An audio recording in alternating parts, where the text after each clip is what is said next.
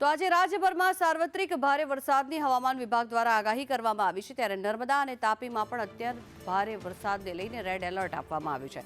છોટાઉદેપુરમાં અતિભારે વરસાદનું orange alert અપાયું છે ત્યારે ભરૂચ અને સુરતમાં અતિભારે વરસાદનું ઓરેન્જ એલર્ટ આપવામાં આવ્યું છે। ડાંગ અને નવસારીમાં પણ વરસાદની શક્યતાઓ છે ત્યારે ઓરેન્જ એલર્ટ આપવામાં આવ્યું છે। વલસાડ અને દમણમાં પણ અતિભારે વરસાદને લઈ ઓરેન્જ એલર્ટ આપવામાં આવ્યું છે। આ તરફ દાદરા નગર હવેલીમાં પણ અતિભારે વરસાદને લઈ ઓરેન્જ એલર્ટ આપવામાં આવ્યું છે।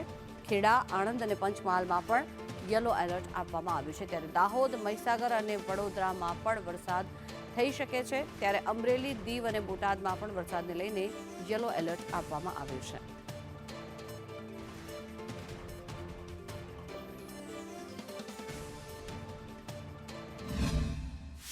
સાર્વત્રિક ભારે વરસાદની આગાહી કરવામાં આવી છે।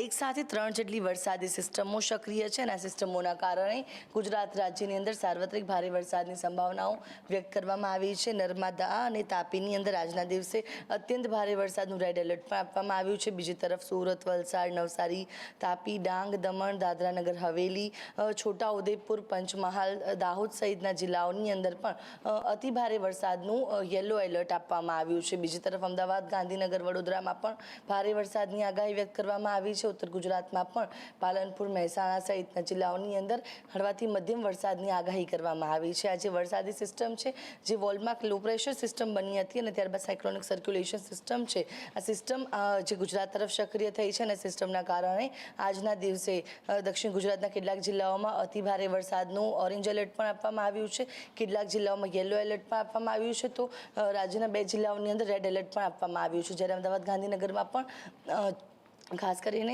હળવાથી મધ્યમ વરસાદની સંભાવનાઓ પણ વ્યક્ત કરવામાં આવી છે। વડોદરામાં પણ ભારે વરસાદનું યલો એલર્ટ આપવામાં આવ્યું છે જ્યારે ભાવનગર, જૂનાગઢ, પોરબંદર, દ્વારકા સહિતના જેટલા પણ સૌરાષ્ટ્રના જિલ્લાઓ છે ત્યાં પણ ભારે વરસાદનું યલો એલર્ટ આપવામાં આવ્યું છે। એટલે કે આજે અલગ અલગ 3 વરસાદી સિસ્ટમો છે। મોન્સૂન ટ્રફ લાઇન પણ પસાર થઈ રહી છે। આ સિસ્ટમોના કારણે રાજ્યની અંદર સાર્વત્રિક વરસાદની આગાહી કરવામાં આવી છે જેમાં કેટલાક જિલ્લાઓમાં અતિભારે તો કેટલાક જિલ્લાઓમાં ભારે વરસાદનું એલર્ટ આપવામાં આવ્યું છે।